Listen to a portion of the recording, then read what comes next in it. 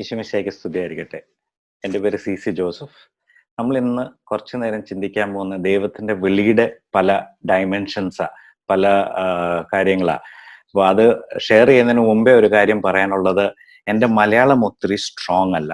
അപ്പൊ ഇടയ്ക്കിടയ്ക്ക് ചിലപ്പോൾ ഞാൻ ഇംഗ്ലീഷിലേക്ക് ഷിഫ്റ്റ് ചെയ്യുമായിരിക്കും. അപ്പൊ just excuse me for that and I will try my best to come to Malayalam.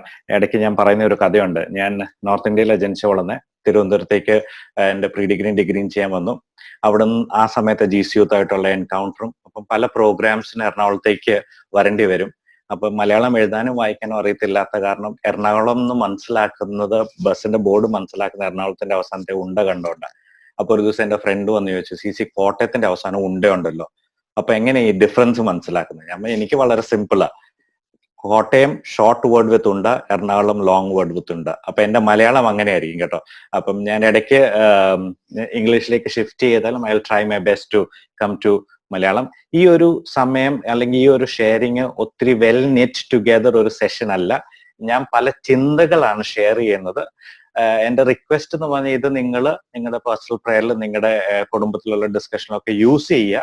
കാരണം ഈ ഒരു അരമണിക്കൂറും കൊണ്ട് ഞാൻ ഈ പറയുന്നത് may be it may not be easy for us to go into all the dimensions. അപ്പൊ അത് ഹെൽപ്പ് ചെയ്യാൻ വേണ്ടിയിട്ട് I am using a presentation also. അപ്പൊ ഈ ചിന്തകൾ നിങ്ങൾ പിന്നെ നിങ്ങളുടെ ലൈഫിൽ അല്ലെ നിങ്ങളുടെ പേഴ്സണൽ പ്രയറിൽ യൂസ് ചെയ്യണം. അപ്പം ദൈവത്തിന്റെ വിളിയെ കുറിച്ച് നോക്കുവാണെങ്കിൽ അതിന്റെ എന്താ പറയുന്നത് ഡെപ്തിലേക്ക് പോകണമെങ്കിൽ രണ്ട് ഇമ്പോർട്ടന്റ് കാര്യങ്ങൾ മനസ്സിലാക്കണം. ഒന്ന്, ദൈവം എന്നെ യുണീക്ക് ആയിട്ടാണ് സൃഷ്ടിച്ചിരിക്കുന്നത്. അത് നിങ്ങൾ എല്ലാ സെഷൻസിലും പലയിടത്തും കേട്ടിട്ടുണ്ടായിരിക്കും.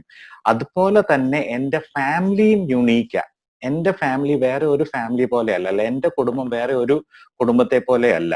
അപ്പൊ so God has created as an individual as you are unique, but as a family also you are unique. അപ്പൊ ഈ രണ്ട് തലങ്ങൾ നമ്മൾക്ക് മനസ്സിലാവുകയാണ്, ചിലപ്പം ദൈവത്തിന്റെ വിളിയുടെ ഡെപ്തിലേക്ക് പോകാൻ നമുക്ക് പറ്റും. ദൈവത്തിന്റെ വിളിയുടെ ഡെപ്തിലേക്ക് പോകണമെങ്കിൽ ഒരു കാര്യം കൂടെ മനസ്സിലാക്കേണ്ടത്, ദൈവത്തിന്റെ വിളി നമ്മുടെ ക്രിയേഷനുമായിട്ട് വളരെ നിറ്റ് ടുഗെദറാ.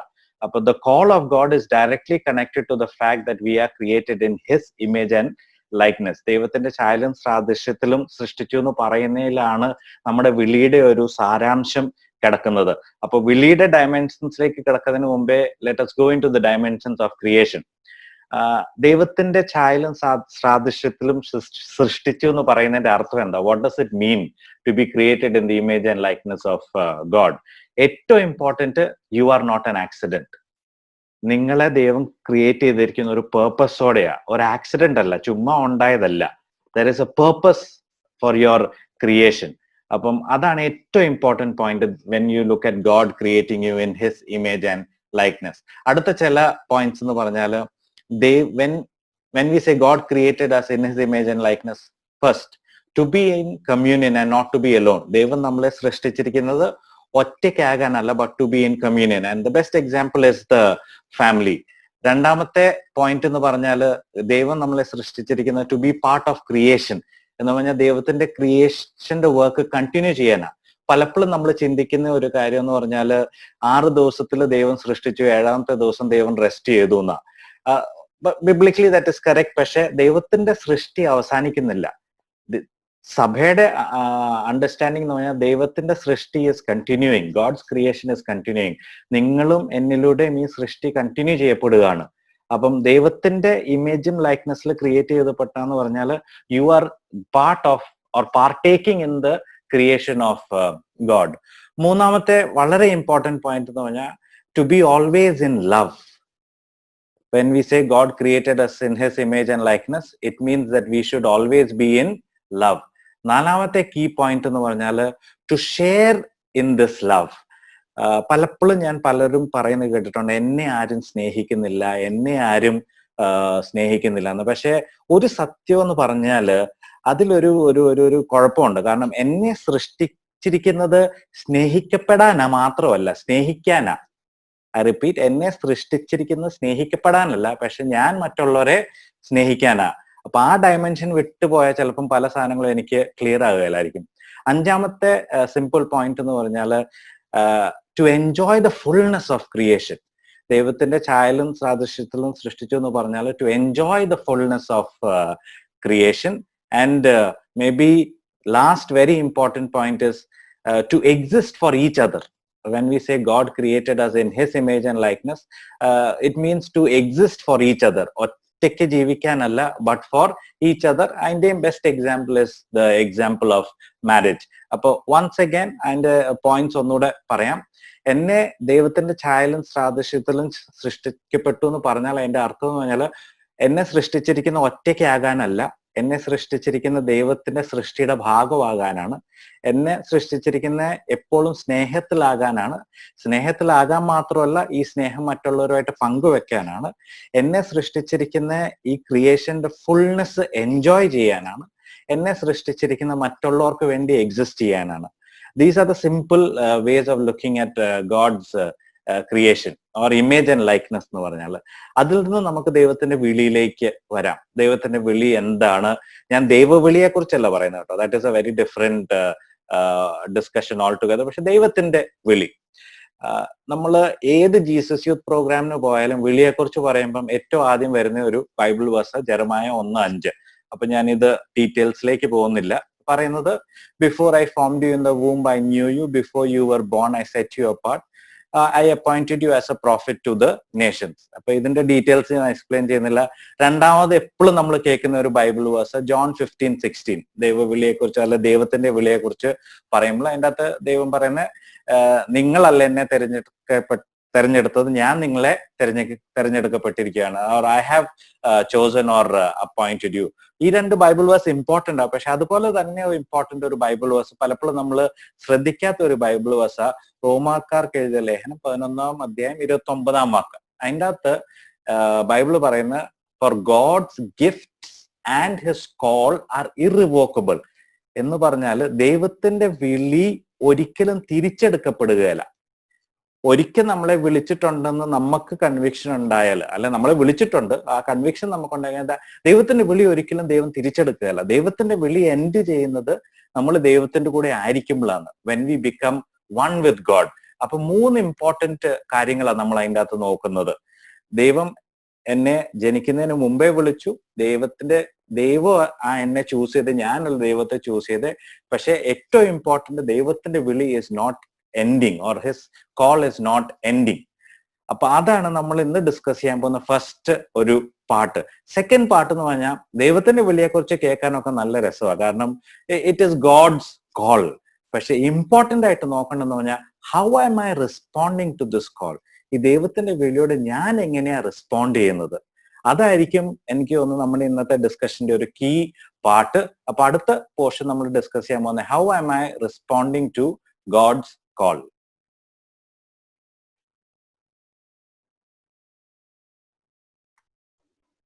ദൈവത്തിന്റെ വിളിയോട് ഞാൻ എങ്ങനെയാ റെസ്പോണ്ട് ചെയ്യുന്നത്? How am I responding to the call of God? അപ്പൊ നമുക്ക് പെട്ടെന്ന് ആ ഡയമെൻഷൻസ് ഒന്ന് നോക്കി പോകാം. ഏറ്റവും ആദ്യത്തെ way of responding to God's call എന്ന് പറഞ്ഞാൽ നോ റെസ്പോൺസ്. ദൈവം വിളിക്കുന്നു, ഞാൻ ശ്രവിക്കുന്നില്ല, അല്ലെ ഞാൻ ശ്രവിച്ചാലും ഞാൻ ഒരു റെസ്പോൺസും കൊടുക്കുന്നില്ല. നമ്മളെ ഈ ഗ്രൂപ്പിൽ ഇത് കേൾക്കുന്ന ആൾക്കാർ ആ കാറ്റഗറി പെടുന്നില്ല എന്ന് വിചാരിക്കുന്നു. കാരണം ആ കാറ്റഗറി പെട്ടാലേ നിങ്ങൾ ഇത് കേൾക്കുകയല്ല. അപ്പം you don't belong to the second category, to this category. രണ്ടാമത്തെ കാറ്റഗറി എന്ന് പറഞ്ഞാൽ പലരും ഉണ്ട്, ഇൻക്ലൂഡിങ് മീ. പലപ്പോഴും ദൈവത്തിന്റെ വിളി നമ്മൾ ശ്രവിക്കുന്നത് is in a wrong way, അല്ലെ റോങ് റെസ്പോൺസ്. ദൈവം ഇങ്ങോട്ട് വരാൻ പറയുന്നത് നമ്മൾ നേരെ ഓപ്പോസിറ്റ് ഡയറക്ഷനിലേക്ക് പോകുന്നു. അത് ഇസ് നോട്ട് ബാഡ്, കാരണം പലപ്പോഴും we are not able to discern completely. അപ്പം നമ്മൾ അങ്ങനെ ഒരു റോങ് റെസ്പോൺസ് നമ്മുടെ അറിയില്ലായ്മയും കൊണ്ട് ചെയ്താൽ ദൈവത്തിന്റെ സ്നേഹത്തിൽ നമ്മളെ കറക്റ്റ് ട്രാക്കിൽ കൊണ്ടുവന്ന് ഇടും കേട്ടോ. അപ്പൊ so you don't have to worry about wrong response. 3, fully and freely respond. Jesus youth മൂവ്മെന്റിന്റെ പലരെയും നമുക്ക് കാണാം. ജീസ് യൂത്തിൽ നിന്ന് ആയിരിക്കുന്നതിന്റെ ഒരു റീസൺ പലരുടെയും ഈ ഒരു റെസ്പോൺസ് ആണ്, ഫുള്ളി ആൻഡ് ഫ്രീലി. ദൈവം എന്നെ വിളിച്ചു, ഞാൻ എടുത്തു ചാടി, ഫുള്ളി ആൻഡ് ഫ്രീലി. അപ്പൊ ഈ 3 കാറ്റഗറിയിൽ ആദ്യത്തെ കാറ്റഗറി നമ്മൾ പെടുകളാന്ന് ഞാൻ പറഞ്ഞു. ഈ 2 കാറ്റഗറി നമ്മൾ പലരും ഉണ്ട്. പക്ഷെ ഒരു മെജോറിറ്റി ഓഫ് അസ്, അല്ലെ ഒരു മെജോറിറ്റി ക്രിസ്ത്യൻ ലൈഫിലുള്ളവരുടെ ഒരു റെസ്പോൺസ് എന്ന് പറഞ്ഞാൽ കണ്ടീഷണൽ റെസ്പോൺസാണ്. ദൈവം എന്നെ വിളിച്ചു, ഞാൻ ആ വിളി ശ്രവിച്ചു, പക്ഷെ ഞാനത് റെസ്പോണ്ട് ചെയ്യുന്ന എന്റെ ചില കണ്ടീഷൻസ് വെച്ചാ.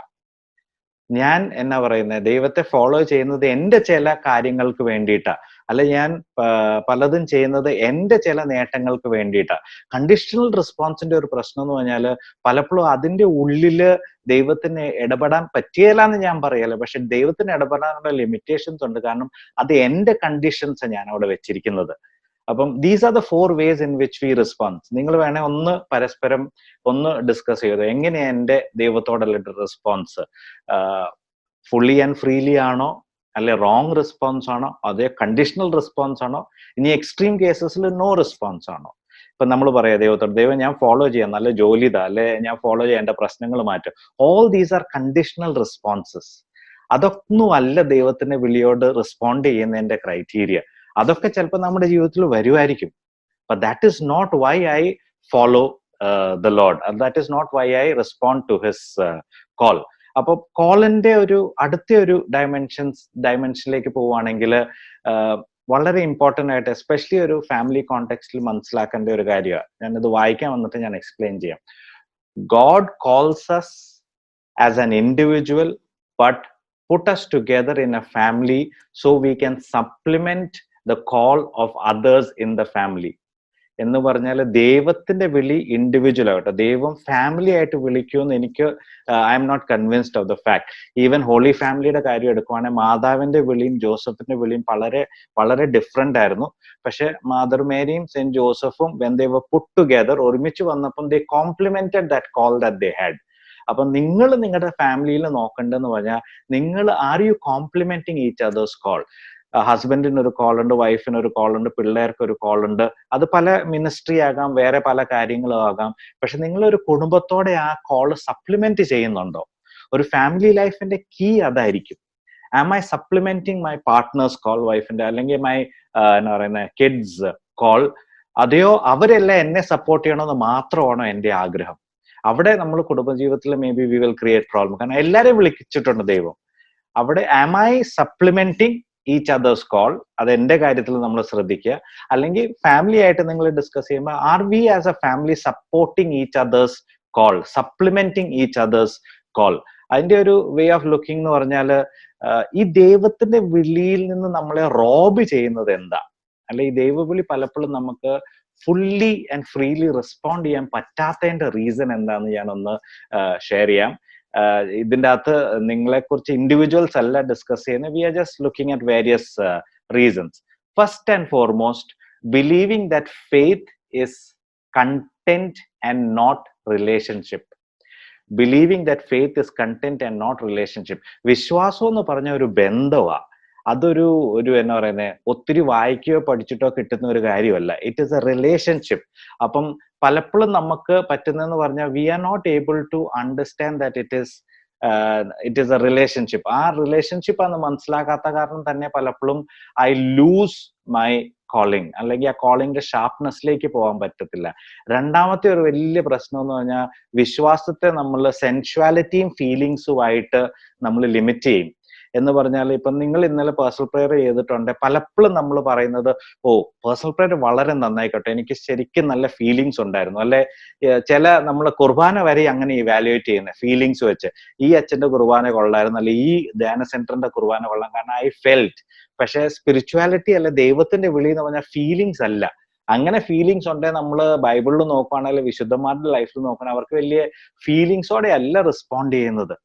Feelings is good feelings is very very different. അപ്പൊ അത് നമ്മുടെ ലൈഫിൽ ഉണ്ടാകുകയില്ല എന്നല്ല, പക്ഷെ അതല്ല സ്പിരിച്വാലിറ്റി.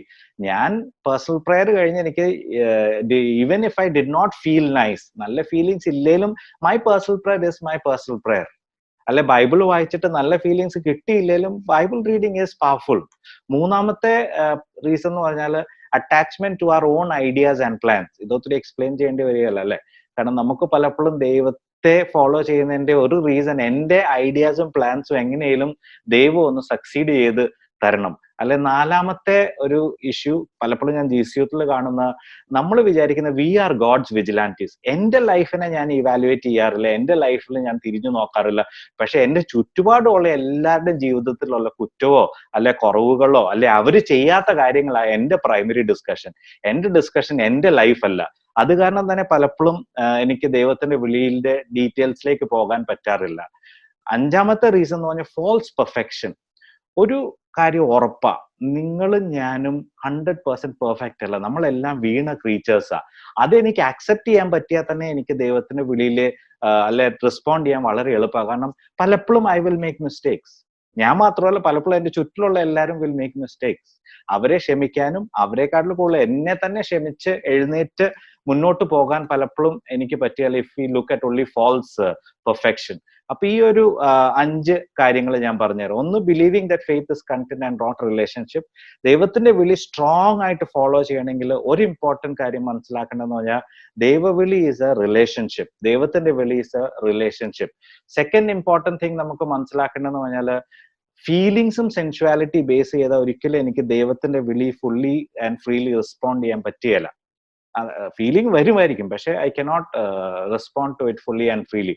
എന്റെ ഐഡിയാസും പ്ലാൻസും മാറ്റി വെക്കേണ്ടി വരും. കാരണം ദൈവത്തോട് അല്ല, ദൈവത്തിന്റെ വിളി എനിക്ക് ഫോളോ ചെയ്യണേ എന്റെ ഐഡിയാസും പ്ലാൻസും മാറ്റി വെക്കേണ്ടി വരും. അത് നിങ്ങൾക്ക് ദൈവത്തിൽ സമർപ്പിക്കാം. നാലാമത്തെ എന്ന് പറഞ്ഞാൽ, ബാക്കിയുള്ളവരുടെ അല്ലെ ചുറ്റുപാടുമുള്ള കുറ്റവും കുറവും കണ്ടുപിടിക്കാതെ എന്റെ ലൈഫിൽ റിഫ്ലക്ട് ചെയ്യുക, ബാക്കിയുള്ളവർക്ക് വേണ്ടി പ്രാർത്ഥിക്കുക. അഞ്ചാമത്തെ വളരെ ഇമ്പോർട്ടന്റ് പോയിന്റ് എന്ന് പറഞ്ഞാൽ, നമ്മളെല്ലാം ഇംപെർഫെക്റ്റ് ബീയിങ്സ് ആണെന്ന് മനസ്സിലാക്കുക.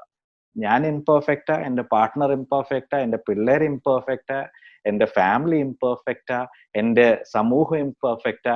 അങ്ങനെ മനസ്സിലാക്കിയാൽ മാത്രമേ എനിക്ക് മുട്ടുമെന്ന് നിന്ന് കർത്താവിന്റെ കൃപയ്ക്ക് വേണ്ടി പ്രാർത്ഥിക്കാൻ പറ്റുള്ളൂ. Then only we can ask the presence of God. അപ്പം these are the things that ദൈവത്തിന്റെ വിളിയിൽ നിന്ന് തന്നെ മാറ്റിക്കൊണ്ട് പോകുന്ന ചില കാര്യങ്ങൾ ഇതൊക്കെയാണ്.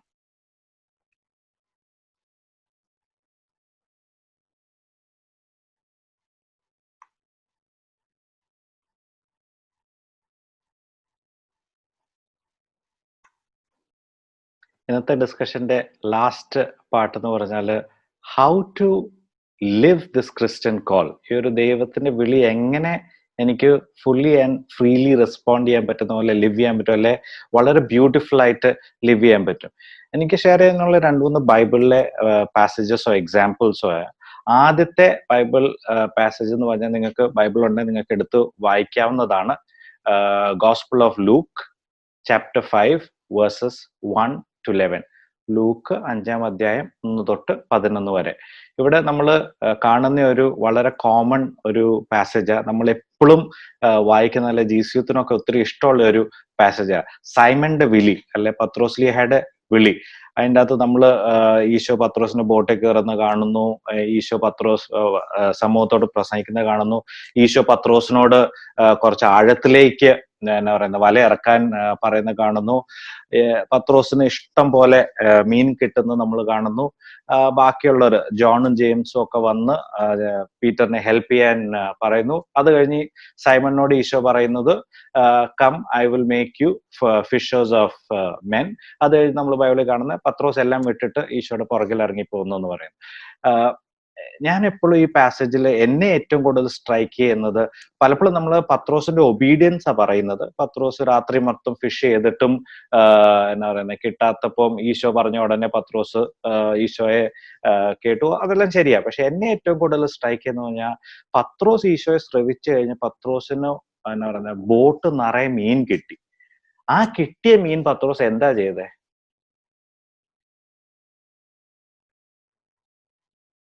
ബൈബിള് പറയുന്നത്, he left everything and followed Jesus. Personally എന്റെ ലൈഫിൽ ഞാൻ നോക്കുവാണെങ്കിൽ, എനിക്ക് അങ്ങനെ ഇപ്പം ദൈവം എന്റെ ലൈഫിൽ വന്ന് എനിക്കൊരു വലിയ ബ്ലെസ്സിങ്സ് കിട്ടി. അത് കഴിഞ്ഞ് ദൈവം എന്നെ വിളിക്കുക, എന്റെ പുറകെ വരാൻ പറഞ്ഞാൽ ഞാൻ ചിലപ്പം ഇന്റർപ്രറ്റ് ചെയ്യാൻ പോകുന്ന, ഈ ബ്ലെസ്സിങ്സ് ഒക്കെ ആയിരിക്കും ചിലപ്പം ദൈവം നന്നായിട്ട് യൂസ് ചെയ്യാൻ എന്നെ വിളിച്ചിരിക്കുന്നത്. ചിലപ്പോൾ ആയിരിക്കും. പക്ഷെ പത്രോസിന്റെ ലൈഫിൽ പത്രോസിന് ആ മീൻ പിന്നെ പ്രസക്തിയേ ഇല്ല. ആ വള്ളം നിറഞ്ഞ് കിട്ടിയ മീൻ പിന്നെ പ്രസക്തിയേ ഇല്ല. ആകെ ഉള്ള ഇമ്പോർട്ടൻസ് എന്താ? ഈശോയുടെ പുറകെ പോവുക, ദൈവത്തിന്റെ വിളിയോട് 100% എന്നാ പറയുന്നത് ഫോളോ ചെയ്യുക എന്നുള്ള. അപ്പൊ പലപ്പോഴും നമ്മുടെ ജീവിതത്തിൽ ആവശ്യമുള്ളത് വള്ളം നിറയെ പല കാര്യങ്ങളും കിട്ടും നമുക്ക്. പക്ഷെ അതിൽ മാത്രം എന്റെ ശ്രദ്ധ വന്നാൽ ചിലപ്പം I will not be able to follow the lord fully.